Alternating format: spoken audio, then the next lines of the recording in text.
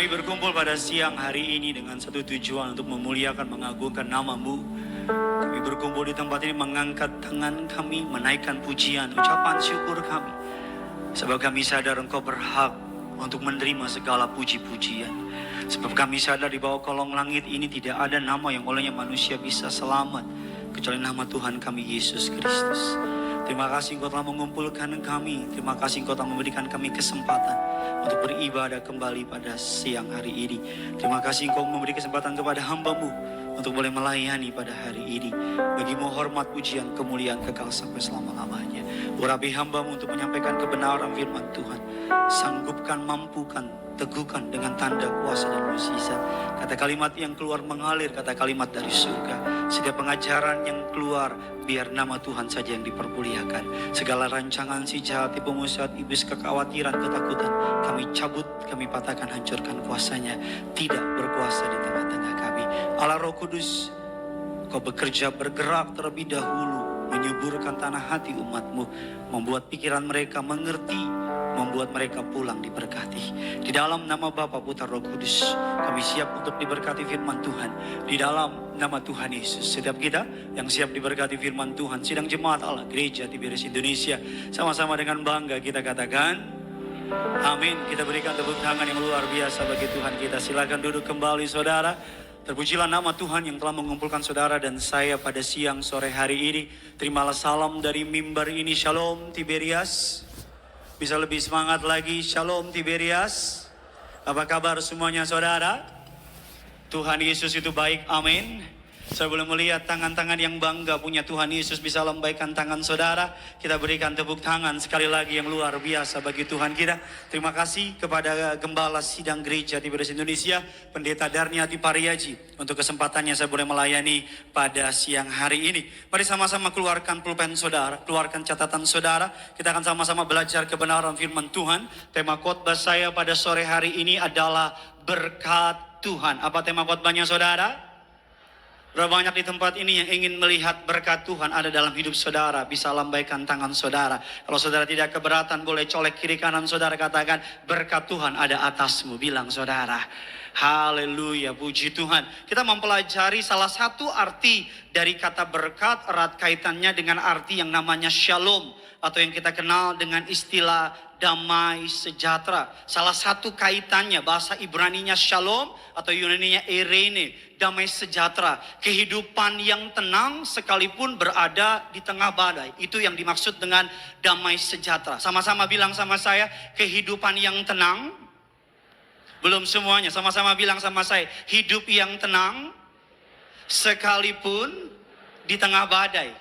Saudara, Tuhan mau saudara dan saya bukan keadaan yang mempengaruhi saudara, tetapi iman di dalam saudara. Yesus yang saudara percayai justru yang mempengaruhi kehidupan saudara. Katakan amin. Tuhan mau saudara mempengaruhi, bukan dipengaruhi. Karena kita katakan kamu adalah terang, kamu adalah garam. Terang itu saudara mengintervensi kegelapan. Garam itu memberi rasa. Jadi ketika saudara dan saya memiliki berkat Tuhan, memiliki damai sejahtera, juga berarti memiliki berkat jasmani yang dianugerahkan oleh Tuhan sendiri. Ada banyak orang uangnya banyak tapi gak punya damai sejahtera. Tidurnya susah, kerjanya susah, makan gak enak, kerja gak enak, pulang di rumah ngeluh, di kantor ngeluh, di jalan ngeluh. Bahkan ketika dipanggil Tuhan pun juga ngeluh mungkin dia saudara.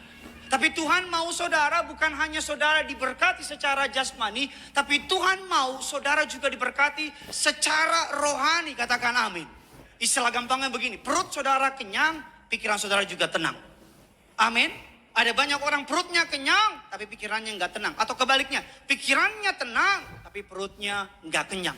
Saya berdoa jemaat TBRS dimanapun saudara berada, saudara diberkati bukan hanya secara jasmani, tetapi secara roh. Saudara diberkati Tuhan luar biasa. Yang percaya boleh kasih tepuk tangan dulu buat Tuhan kita.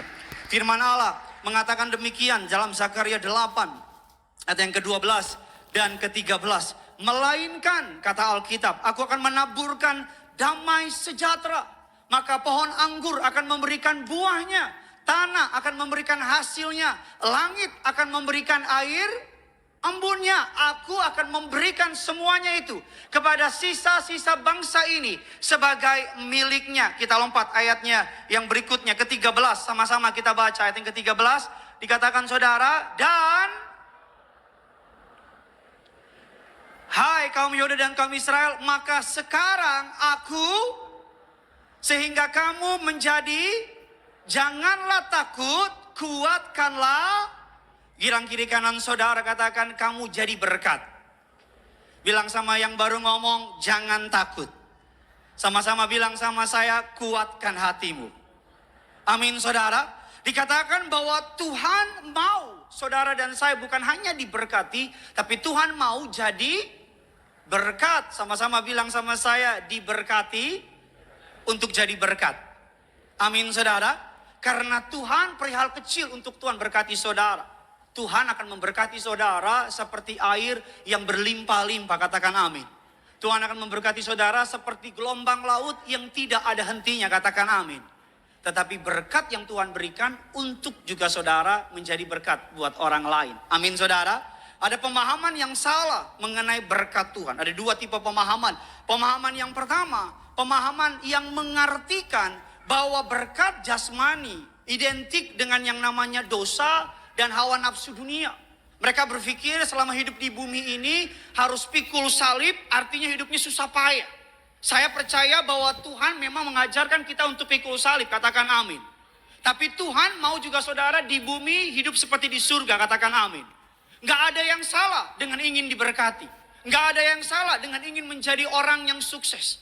Tetapi saya berdoa agar kesuksesan yang Tuhan berikan kepada saudara, saudara bisa berikan untuk kemuliaan bagi nama Tuhan. Yang setuju boleh bilang amin. Pemahaman yang salah yang kedua, dikatakan saudara, pemahaman yang mendewakan berkat-berkat jasmani sehingga terjerumus dalam teologi kemakmuran. Pemahaman ini mengajarkan kita, kalau orang diberkati itu mobilnya harus 10, pembantunya 25, rumahnya 30. Makanya banyak orang Kristen ketika hidup ikut Tuhan, gak diberkati secara jasmani, mereka kaget. Tuhan mau saudara diberkati, katakan amin.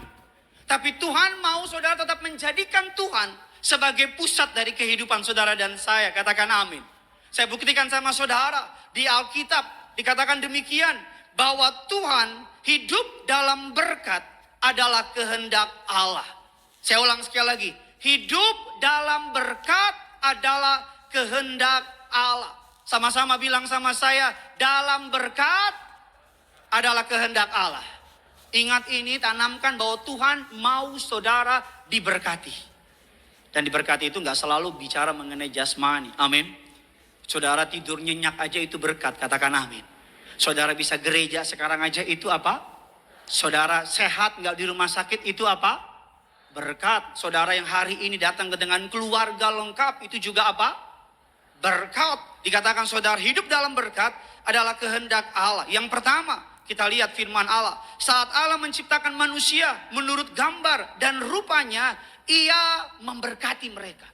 Hidup dalam berkat adalah kehendak Allah. Ketika manusia diciptakan pertama kali, Allah memberkati mereka. Dalam Kejadian 1 ayat yang ke-28. Berikutnya lagi, saat Allah memanggil Abraham, Tuhan Allah berjanji untuk memberkatinya dan menjadikan dia berkat bagi banyak orang. Bahkan Tuhan juga memberkati keturunan Abraham, Ishak, Yusuf dan seterusnya.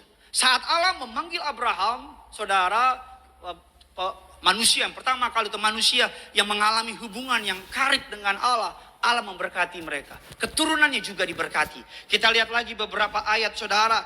Allah juga memberkati seluruh umat Israel setiap kali mereka taat kepadanya.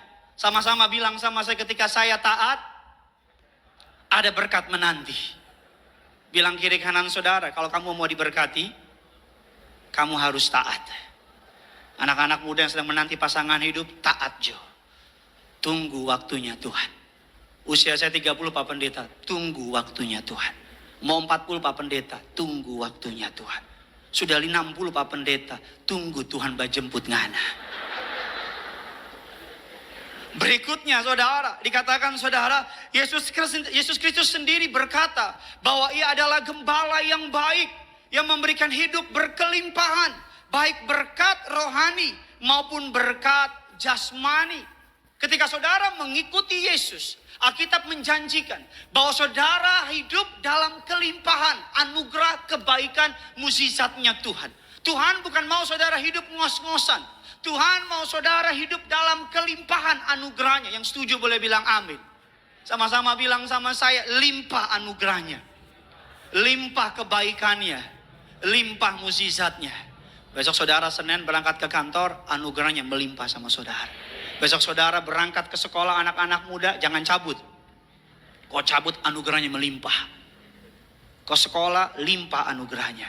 Engkau sedang melamar kerja, anugerah Allah melimpah sama saudara. Amin saudara. Dan saudara datang ke gereja, lah anugerah Allah melimpah. Berikutnya lagi dikatakan saudara, dalam ketika Yesus naik ke surga, ia mengangkat kedua tangannya dan memberkati murid-muridnya. Yang terakhir saudara, Rasul Paulus pun berdoa agar kasih karunia dan damai sejahtera dari Allah memberkati seluruh jemaat, sebagaimana nampak dalam bagian salam dari surat-surat yang dikirimkan kepada jemaat-jemaat. Saya sudah berikan contoh begitu banyak bahwa Tuhan mau saudara hidup dalam berkat-Nya. Amin. Saya ulang sekali lagi, saya sudah berikan contoh begitu banyak bahwa Tuhan telah menyiapkan berkat yang besar bagi saudara dan saya. Wah, aminnya nggak yakin. Amin. Sama-sama bilang sama saya, berkat yang besar menanti saya. Dan ketika bicara mengenai berkat, nggak selalu soal hepeng mengatur negara orang. Nggak selalu soal duit. Amin. Saudara pun tinggal di rumah yang nggak terlalu besar, mungkin cuma RSSSSS. Rumah sangat sederhana, sampai selojor saya sangat sulit sekali. Tapi suami istri, kakak beradik makan cuman yang namanya nasi panas, sayur asem, ikan teri. Tapi saling ketawa-ketawa, saling sukacita, itu diberkati. Wah, amin, gak yakin lagi. Gak apa-apa Pak Pendeta, rumah besar gak ngobrol juga gak apa-apa. Daripada rumah kecil Pak Pendeta, nengok kiri dia, nengok kanan dia. Saya pengen saudara memahami bahwa Tuhan ketika saudara diciptakan, hari-harimu Tuhan sudah tahu. Kebutuhan anakmu Tuhan sudah tahu. Berkatnya sudah disediakan buat saudara. Nah, kita akan mempelajari hari ini saudara, bagaimana, apa yang dimaksud peringatan tentang berkat Tuhan. Dan bagaimana cara kita mengelola berkat Tuhan. Ada peringatan-peringatan yang Tuhan ingatkan tentang berkat Tuhan. Dan bagaimana kita mengelolanya. Tiberias Gadinias, saudara siap untuk diberkati? Coba kita kasih tepuk tangan dulu bagi Tuhan kita. Yang pertama catat baik. Berkat dari Tuhan itu tertib dan sudah diatur berdasarkan kehendak atau kedaulatannya. Sama-sama bilang sama saya, berkat Tuhan itu tertib, sudah diatur. Sama-sama bilang sama saya, Tuhan so atur. Bilang kiri kanan saudara, berkatmu sudah diatur. Amin. Bilang sama yang baru ngomong, makanya jangan nakal-nakal kamu. Berkat Tuhan kita lihat dasar firman Allah. Biar saudara dan saya bisa mengerti apa yang saya maksud. Mari sama-sama bilangan 34. Kita lihat ayat 1 sampai dengan ayatnya yang ke-15. Tapi karena nggak mungkin 15, kita hanya baca beberapa ayat saja. Kita baca bersama-sama. 3, 2, 1, ya. Dikatakan Tuhan berfirman kepada Musa. Ayat yang kedua saudara. Perintahkanlah dan katakan kepada mereka apabila maka inilah negeri yang akan jatuh kepadamu sebagai yakni tanah Kanaan menurut ayatnya yang ketiga, kasih keras, adapun dari padang gurun Zin menyusur, maka batas selatanmu mulai dari di sebelah. Ayat yang keempat, lalu batasmu Akrabim terus ke Zin dan Kades Barnea. Sesudah itu ia mencapai Hazar Adar dan terus ke Amzon. Yang kelima saudara, kemudian batas itu ke sungai Mesir berakhir di laut. Ayat yang keenam, batas baratmu ialah pantainya itulah batas baratnya. Berikutnya lagi ayat yang ke-7 sama-sama, itu inilah.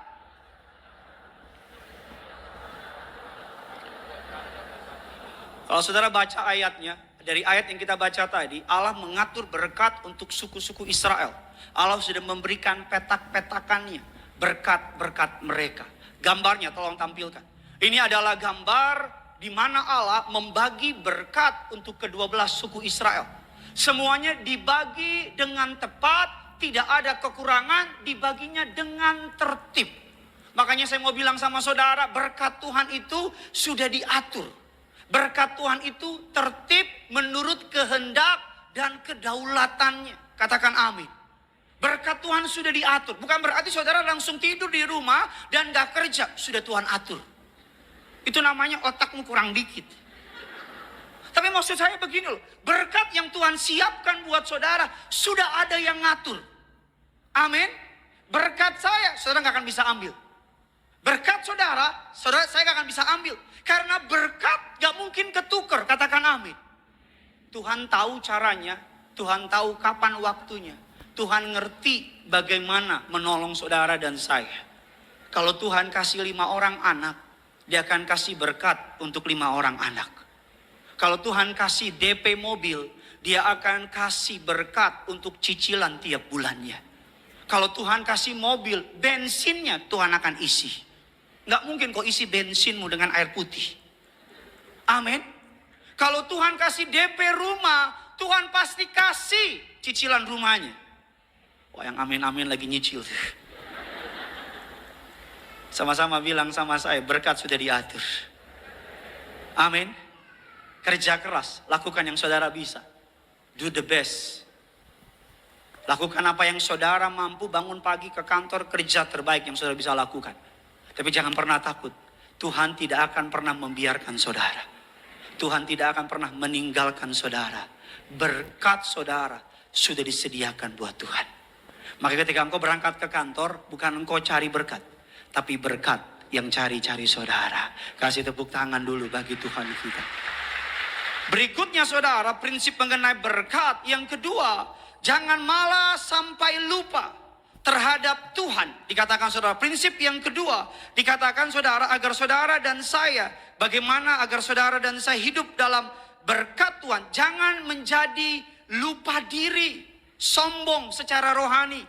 Dikatakan saudara, kita lihat firman Allah, Ulangan 8. Sama-sama kita lihat Ulangan 8 ayatnya yang ke-11. Sama-sama 3, 2, 1, iya. Dengan tidak berpegang pada perintah, peraturan, dan pada hari ini jangan kita menjadi lupa diri, sombong secara rohani, dan mengerdilkan penyertaan Tuhan.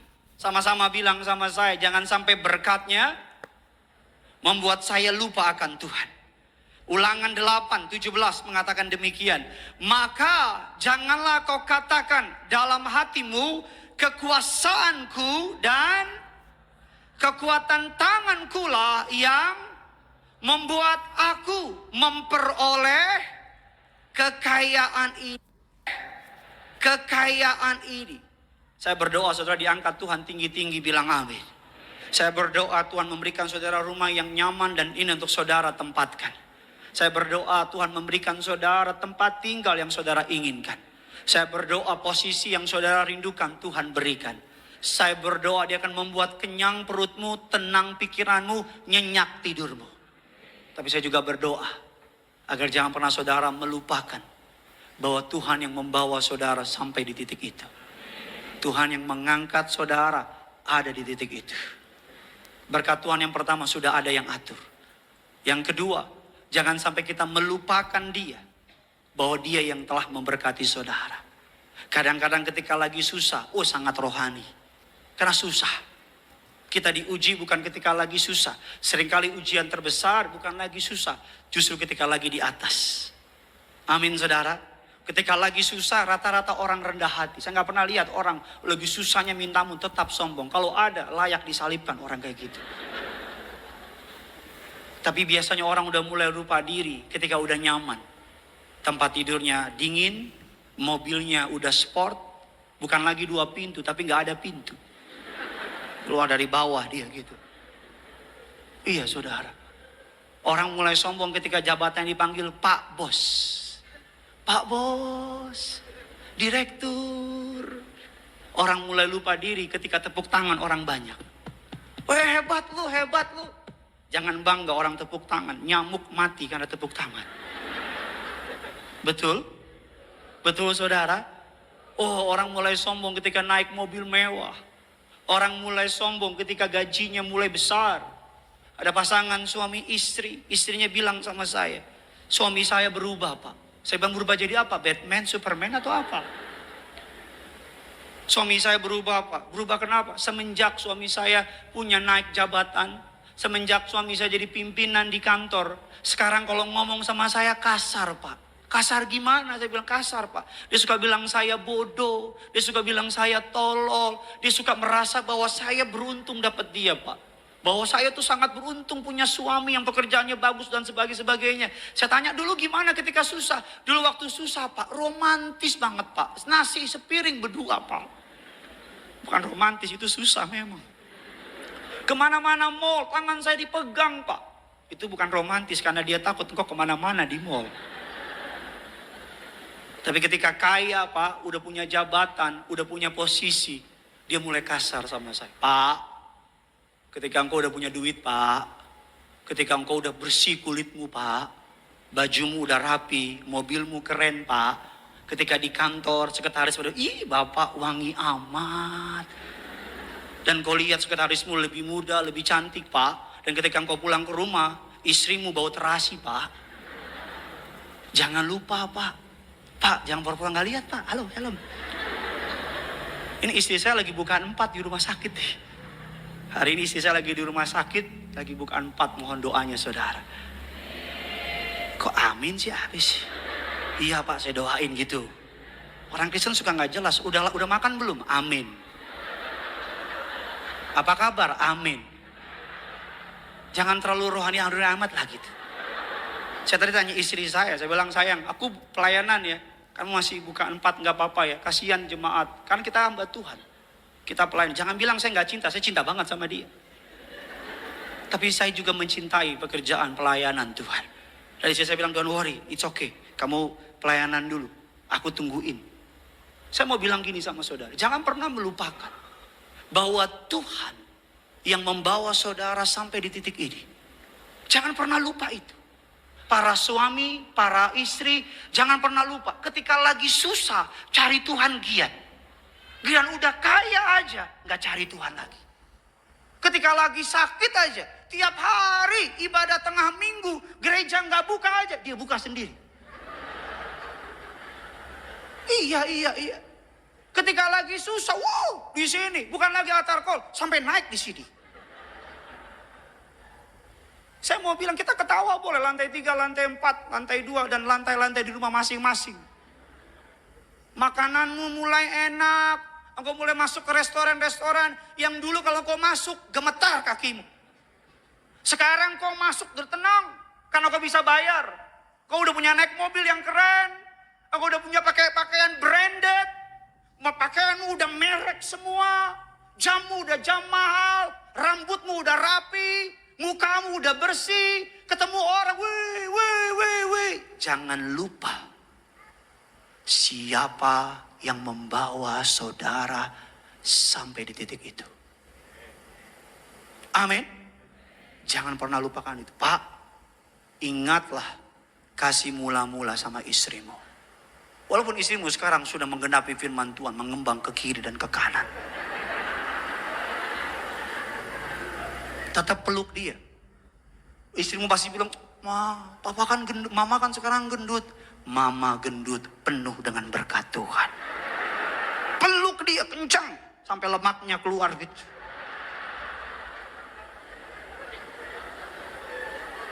Bu, jangan lupa, anak-anak muda jangan lupa. Bilang kiri kanan saudara, jangan lupa diri ya, bilang. Ayo pendeta yang suruh, ayo bilang sama yang baru ngomong, jangan lupa diri ya. bilang sama yang baru ngomong, kamu udah mulai lupa kamu bilang. Yang ketiga, saudara,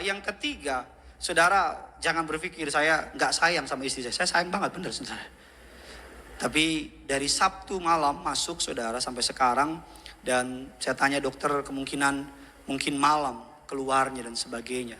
Dan saya berpikir bahwa waktu yang saya punya saya pengen pakai untuk melayani Tuhan, saudara. Saya teringat Pak Pariaji ketika pimpinan kita, Pak Pendeta Aristo Pariaji, divonis dokter kakinya harus diamputasi karena mengalami sebuah kecelakaan. Dan Pak Pariaji, Ibu Gembala yang pergi menemani, Pak Pariaji bilang saya layani dulu pekerjaan Tuhan dan sebagainya. Saya tadi bilang sama istri saya, sayang, kalau kamu nggak rela, saya tinggal di sini. Karena yang terpenting secara mentally kamu yang lebih penting. Kamu harus saya temenin. Istri saya bilang, go, layanin. Jemaat Gading Nias walaupun pendiam, tapi mereka nantiin kamu. Kok saudara nggak yakin gitu sih saudara? Saya masih bisa lari lagi loh ini. Tapi itulah dia. Kita harus sama Tuhan, kita harus sungguh-sungguh sama Tuhan, bilang amin. Kita harus apa saudara? Sungguh-sungguh sama Tuhan.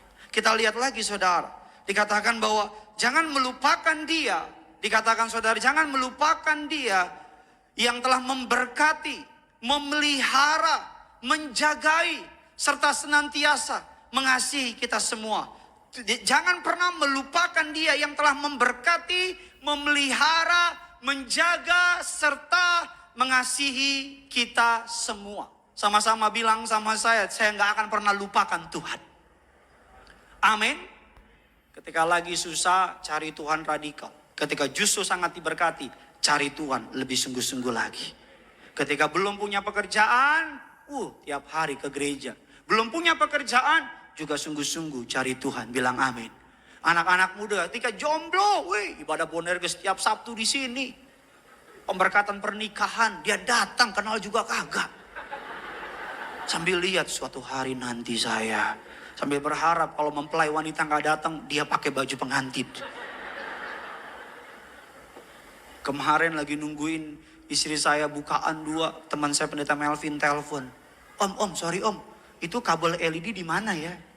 Saya bilang sama dia, Vin, lagi dampingin istri pembukaan, lo tanya kabel lagi. Jangan pernah melupakan Tuhan, itu yang terpenting dalam hidup ini. Jangan pernah melupakan kebaikannya. Jangan pernah melupakan pertolongannya. Jangan pernah melupakan kasih setia Tuhan. Kita berikan tepuk tangan dulu buat Tuhan kita. Nah sekarang cara agar kita tidak melupakan Tuhan dan berkat yang datangnya dari Dia. Yang pertama, cara agar kita tidak melupakan berkat Tuhan. Yang pertama dikatakan selalu menyadari perjalanan padang gurun atau masa perjuangan kita. Selalu ingat masa-masa padang gurun. Selalu ingat masa-masa perjuangan kita. Sama-sama bilang sama saya, masa-masa padang gurun. Sama-sama bilang sama saya, masa-masa perjuangan saya. Kita lihat saudara firman Allah, Ulangan 8 ayat yang ke-1 dan kedua.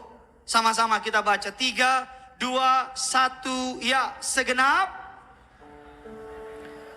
Haruslah kamu lakukan dengan setia supaya dengan sumpah kepada, ayatnya yang kedua kasih keras suaramu, ingatlah di padang gurun selama, dengan maksud merendahkan hatimu untuk mengetahui apa yang ada, yakni apakah engkau ingat masa-masa susah. Siapa yang tolong saudara? Ingat masa-masa gak ada yang anggap saudara. Siapa yang gak pernah ninggalin saudara? Ingat masa-masa dokter bilang ada kanker, ada kista, ada tumor. Siapa yang menolong saudara melewati itu semua? Tuhan. Saya kenal seorang pengusaha kaya raya. Dan lakinya, prianya ini sangat mengasihi istrinya. Satu kesempatan sempat bertanya, ngobrol sama dia. Dan teman saya tanya, kenapa bapak setia banget? Bapak punya banyak duit, punya banyak harta.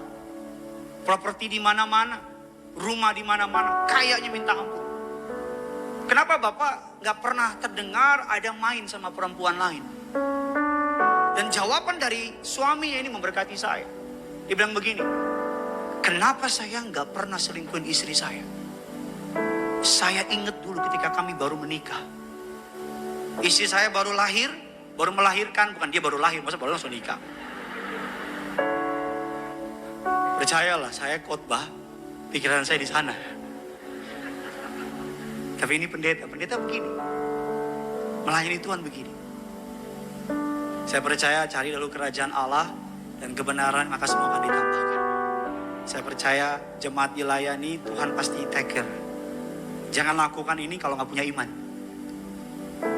Jangan lakukan ini kalau nggak dapat pewahyuan.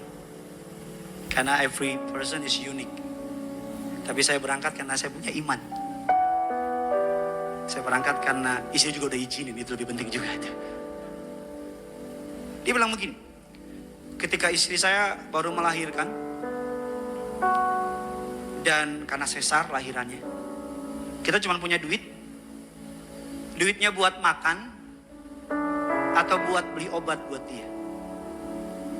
Dan istrinya bilang sama suaminya, beli makanan aja Pak. Papa perlu kerja. Sakitnya mama bisa tahan. Suaminya bilang enggak, kamu pasti sakit. Namanya operasi saudara, sesar. Mama bisa tahan. Enggak kata suaminya. Mama beli obat aja biar mama bisa tahan. Beli makan. Papa harus makan. Biar besok ke kantor papa fit.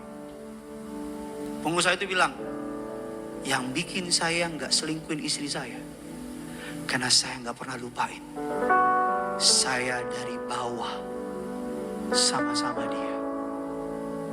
Ketika saya udah di atas, saya harus membalas kebaikan istri saya dengan setia sama dia. Oh Pak, dulu waktu Bapak masih naik bus Pak, nggak ada yang mau sama Bapak kan. Tapi yang dampingi dari bawah istrimu kan Pak. Ketika engkau sekarang udah banyak duit Pak, jangan lupa Pak. Jangan apa? Jangan lupa. Anak-anak muda jangan lupa. Yang sekolahin kamu tuh orang tua. Yang bangun pagi, banting tulang ke kantor, pulang malam, malamnya kurang tidur, ke kantor lagi, supaya kamu jadi sarjana. Supaya kamu jadi orang, berhasil. Kadang-kadang anak-anak muda suka lucu. Ketika udah wisuda, taruh di foto di Instagram. Foto sama pacarnya. Captionnya, terima kasih telah menemani aku dari nol.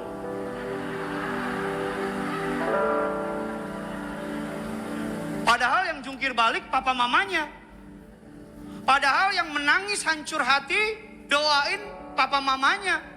Tapi ketika lulus sarjana, foto di Instagramnya sama pacarnya, terima kasih sudah nemenin dari nol.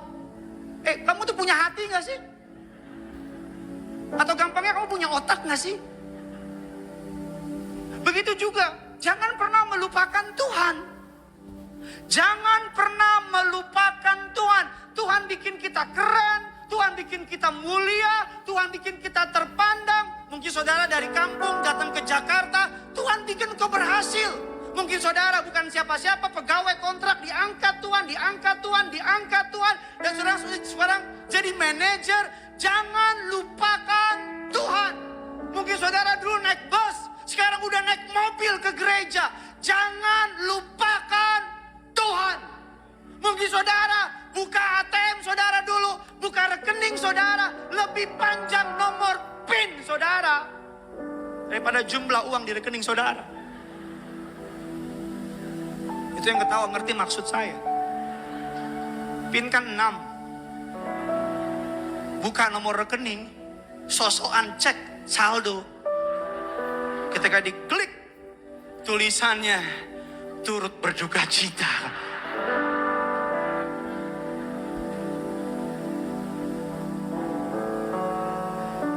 Setiap kali saya lihat choir, saya ingat dari mana saya berasal. Setiap kali saya lihat foto Papa Riaji,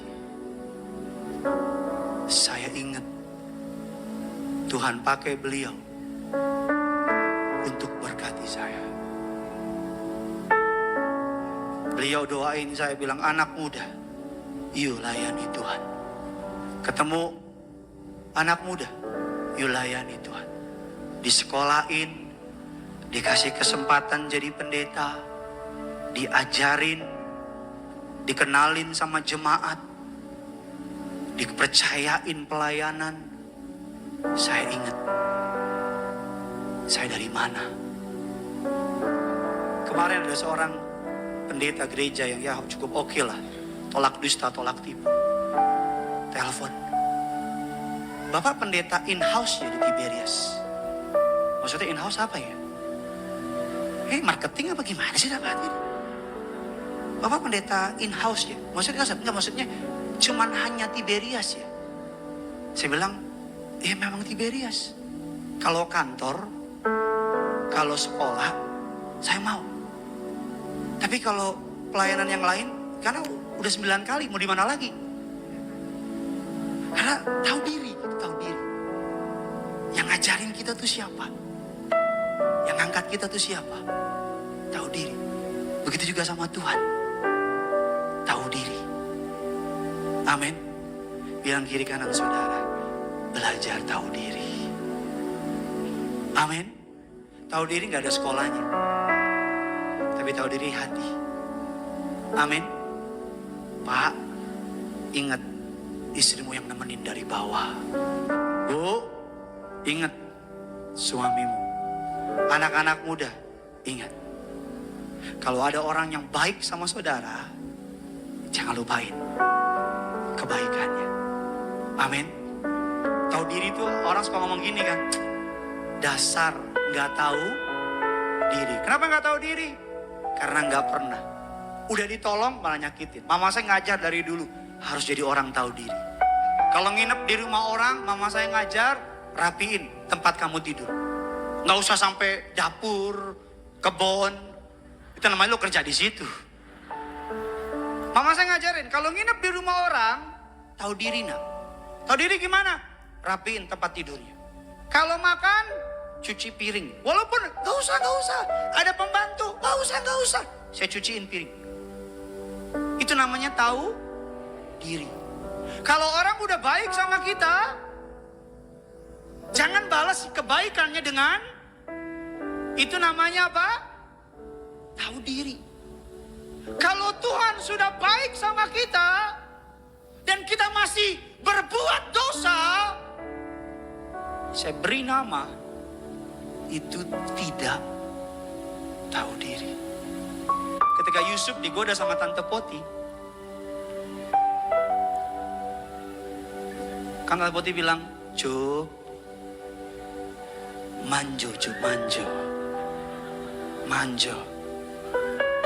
Terus Yusuf bilang apa? Masakan aku melakukan kejahatan ini di hadapan Tuhan? Yusuf tahu diri. Tuhan yang dulu tolong dia, sekarang Tuhan yang meluputkan dia. Masakan dia membalas kebaikan Tuhan dengan berbuat jahat. Amin. Sama-sama bilang sama saya, Tuhan paling senang sama orang yang tahu diri. Amin saudara.